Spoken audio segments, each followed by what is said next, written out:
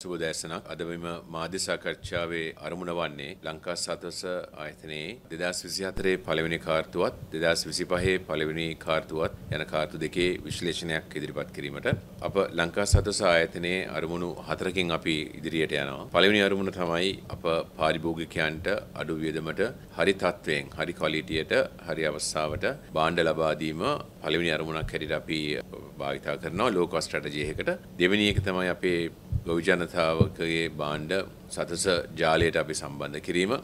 තුන්වෙනි කාරණේ තමයි කුඩා හා මධ්‍යම පරිමාණ ආයතන වල භාණ්ඩ අපි සතස ජාලයට සම්බන්ධ කිරීම. හතරවෙනි කාරණය අප සමාගමක් හැටියට ධනාත්මක සංස්කෘතියකින් යුතු capable සියලු දෙනාටම වැඩ කිරීමට හැකි වාතාවරණයකින් යුතු සමාගම බිහි කිරීමට. මේ හතරවෙනි කාරණේ ඉතාමත් වැදගත් වෙනවා. අපි මේ උඩ අනිත් කාරණා තුනම ඇචීව් කරගන්න.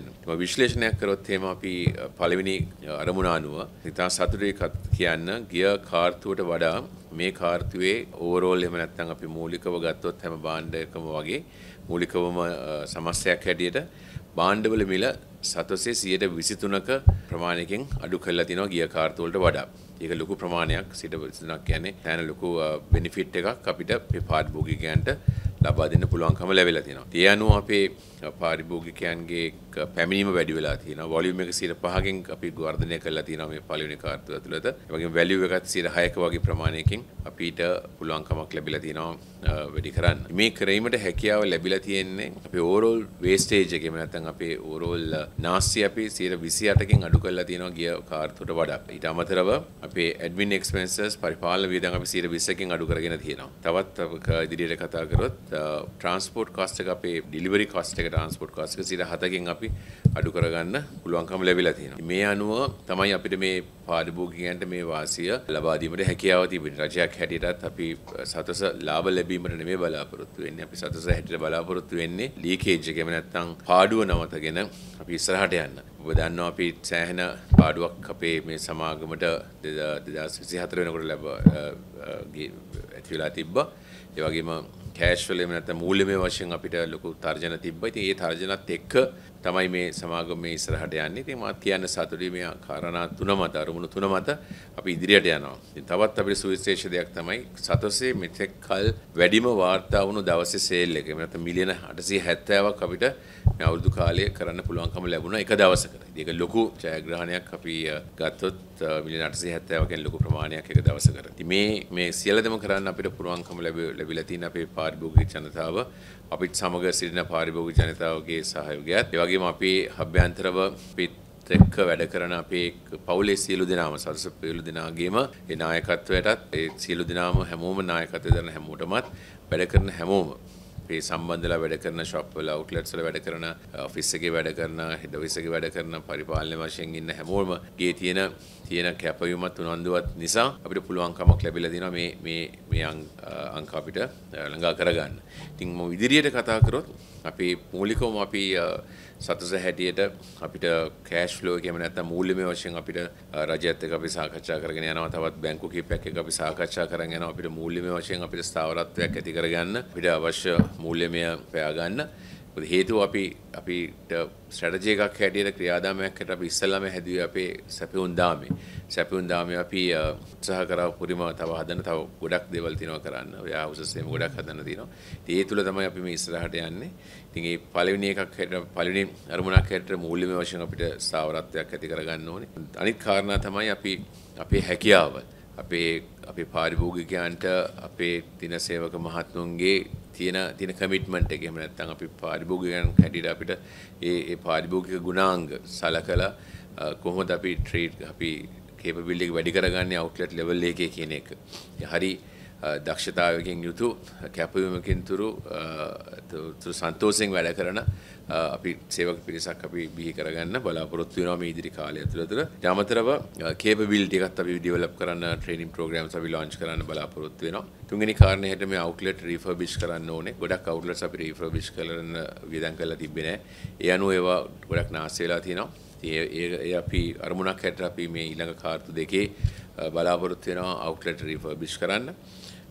අන්තිම කාරණේ තමයි අපි පෝර්ට්ෆෝලියෝ එක අපි භාණ්ඩ තියෙන වර්ගීකරණය අපි වෙනස් කිරීමට වඩා අපි තවත් දියුණු කිරීමට බලාපොරොත්තු වෙනවා. වෙළඳ පොලේ තියෙන පෝර්ට්ෆෝලියෝ එක එහෙම නැත්නම් වෙළඳ පොලේ අපි දැනට අපේ පාරිභෝගිකයන්ට තිබෙන අවශ්‍යතාවය අපි සතස තුළ තිබිය යුතුයි. ඉතින් ඒ අනුව අපේ ස්ට්‍රැටජි එකේ හැටියට අපි ලෝකල් ස්ට්‍රැටජි එකේ ඉන්නේ. ඒ ස්ට්‍රැටජි එකේ ඒ සෙග්මන්ට් එකට අවශ්‍ය පෝර්ට්ෆෝලියෝ එක අපි හදන්න බලාපොරොත්තු වෙනවා. ඒ තුළ අපි ගොඩක් එළවලු ඒ වගේ මාළු දැන්ටත් අපි මේ ලංකා ෆිෂරීස් කෝපරේෂන් එකත් එක්ක සම්බන්ධ වෙලා තිනවා මත්ස්‍ය වෙළඳාමට. ඉතින් වගේ ভেජිටබල් ඒ වගේම අනිත් මීට් අයිටම්ස් අපි සම්බන්ධ කරගන්න බලාපොරොත්තු වෙනවා. SPC එකත් එක්ක අපි ෆාමසි ජාලයකට සම්බන්ධ කරගන්න බලාපොරොත්තු වෙනවා. ඒ වගේ කරුණු ගොඩක් තියෙනවා අපි මේ අරමුණු හැටියට ලබන කාර්තු දෙක ඇතුළත ඉදිරියට යන්න. ඉතින් අපි ස්තුතිවන්ත වෙනවා අපේ පාරිභෝගික ජනතාවටත් රජයටත් අපේ අමාත්‍යාංශයටත් එතුමා ඇතුළු ඒ කාර්ය මණ්ඩලයටත් අපිට දක්වපු සහයෝගය විශේෂයෙන් දක්වපු සහයෝගය. ඉතින් හින්දා අපිට මෙවැනි තැනකට සතස ගේන්න පුළුවන්කම ලැබිලා තියෙනවා තිබ්බ තැන ඉඳලා. සතස භාණ්ඩ මිල බොහොම අහලට එනවා. ඒකම සුපිරි වෙළඳසල් ජාලයට ලොකු අභියෝගයක් වුණා. මේ මිල තීරකයාගේ සතස ඒ තත්ත්වයේ ඉදිරියට පවත්වාගෙන යනවාට මේ සුපිරි වෙළඳසල් අනිත් ජාල වලට අභියෝගයක් වෙයිද සතස? මම හිතන්නේ බොහොම ස්තුතියි ප්‍රශ්නෙට. මම හිතන්නේ අපි මේ වැඩ කරන රටාව අපි අපේ මේ සැපයුම්දාමේ තියෙන වේස්ටේජ් එක අඩු කරගෙන තවදුරටත් අපේ එෆිෂියන්සි එක වැඩි කරගෙන ගියොත් රජයක් හැටියට රජයේ විශාලතම රීටේල් චේන් එක හැටියට අපිට පුළුවන්කම ලැබෙනවා අනිවාර්යයෙන්ම වෙළඳ පොලේ මිල තීරක කියන තැන අපිට ඉන්න. ඒ ඉදේ මම කිව්වොත් ඔව් අපි ඉදිරියටත් බලාපොරොත්තු වෙන්නේ ගුණාත්මක භාණ්ඩයක් අඩු මිලටත් හරි පරිසරයක කස්ටමර් කෙනෙක් ඇවිල්ලා අපිට එතන ඒ අවුට්ලට් එකට ඇවිල්ලා පිරිසිදුව ඒ එන්වයරන්මන්ට් එකේ හොඳට සලකලා අපේ වැඩ කරන අපේ සහෝදරවරුන්ගෙත් එක්ක සහයෝගයත් එක්ක ඉස්සරහට යන්න පුළුවන් වුණොත් මම හිතන්නේ ලොකු තර්ජනයක් අපිට මේ වෙළඳ පොළ ඇතුළත ඇති කරන්න පුළුවන් වෙනවා. සුපිරි වෙළඳසල් වල පහුගිය සති දෙකකට කලින් ලොකු රුණු වල මිල ගණන් තිබ්බේ කිලෝ එකක් රුපියල් 200කට ආසන්න මුදලක්.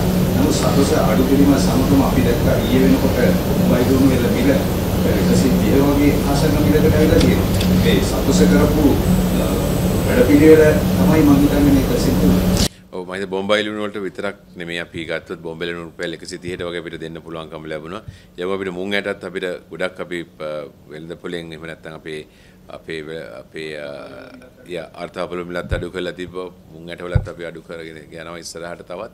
ඉතින් අනිත් භාණ්ඩත් පරිප්පුත් ඒ වගේ අපිට අවශ්‍ය ස්ටොක්ස් තියෙනවා අපිට මේ අපි රජයේ දාමයක් හැටියට පාරිභෝගිකයන්ට හරි ක්වොලිටියට අඩු මිලට භාණ්ඩ ලබා දෙන්න අපි ඉදිරියට කරගෙන යනවා. වසර කිහිපයකට කලින් අපි දැක්ක සතස කිව්වම මේ බඩු නැහැ මිල ගණන් විතරයි කියන්නේ මාකලිස් බඩු නැහැ ඒ නිසා සතසට ගිහිල්ලා වැඩක් නැහැ කියලා අනේ සුපිරි වෙළඳසල් වලට ඒ තත්ත්වය වෙනස් වෙලා තියෙනවා කියලා තේරෙනවා. ඔව් ඒ තත්ත්වය වෙනස් වෙලා තියෙනවා. අපි ඉස්සෙල්ලා මං කිව්වා වගේ අපි ඉස්සෙල්ලා කඩ හදන්න නෙමෙයි හැදුවේ සැපයුම් දාමේ හදන්න හැදුවේ. ඉතින් ඔය කියන ප්‍රශ්නෙට න්‍යායමයක් තියෙනවා. අපි කියන OTIF කියලා කියන්නේ on time full කියන on time full in the outlet කියනවා right.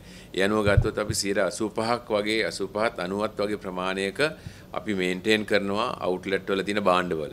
දැන් ඒවා අපි ඔක්කොම මෙෂර් කරනවා කොච්චර ප්‍රමාණයක් භාණ්ඩ යනවද කොච්චර ක්වොලිටි එකකින්ද භාණ්ඩ අපිට ගන්න ඇතුළට කියන කාරණාත් එක්ක දැන් අපි නියාමات එක්ක අපි ඉදිරියට යනවා. අපි එක වසර කිහිපයකට කලින් තිබ්බා මේ අත්සට යන්නේ නැති මේ භාණ්ඩ ප්‍රමිතියකින් තොරයි කියලා මේ හොඳ බඩු නැහැ කියලා. ඒකට හේතු වෙලා තිබුණා කිව්ව සමහර අය ගහුවා මේ කාලේ කිව්වේ මේ සැපයුම් කරුවා මේගොල්ලෝ තෝරගෙන ඉන්නවා සමහර අය මේ මාෆියාවක් තිබුණා කියලා. දැන් සැපයුම් කරුවෝ මොටින් ආයතන වලට ගෙන්නව ගන්න කටයුතු වෙනවා සිද්ධ වෙනවා. ඔව් අපිට මේ පටන් ගන්නකොට මේ ක්‍රියාදාමය මේ ට්‍රාන්ස්ෆර්මේෂන් එක පටන් ගන්නකොට ලොකු ප්‍රශ්න තිබ්බා අපිට. සප්ලයර්ස්ලා කීප දෙනෙක් විතරයි මේ සතසර භාණ්ඩ ලබා දුන්නේ. අපි ගත්තොත් පිටකොටුවේ තියෙන අඩුම ක්වොලිටි එක අපිට සතසර ඇතුල් වුණා. ඒකම නියර් එක්ස්පයරි නැත්නම් එක්ස්පයර් වෙන්න ළඟ තියෙන ප්‍රොඩක්ට්ස් එක සතසර ඇති වුණා. ඉන්වෙන්ටරි එකක් මේන්ටේන් වුණා මාස 5-6ක.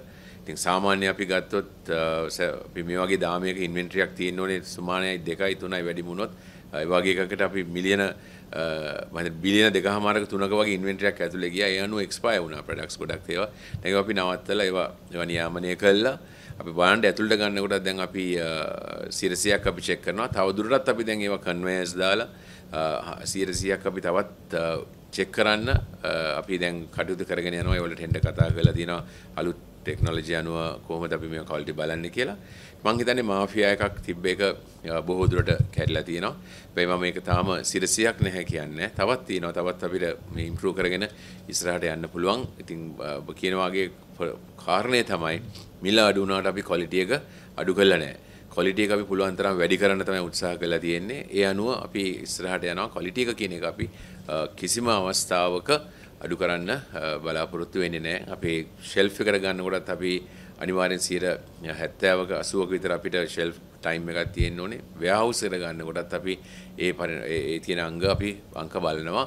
භාණ්ඩ එන ඒවා අපිට ෂෙල්ෆ් සයිකල් එකේ තියෙනවද කියන එක.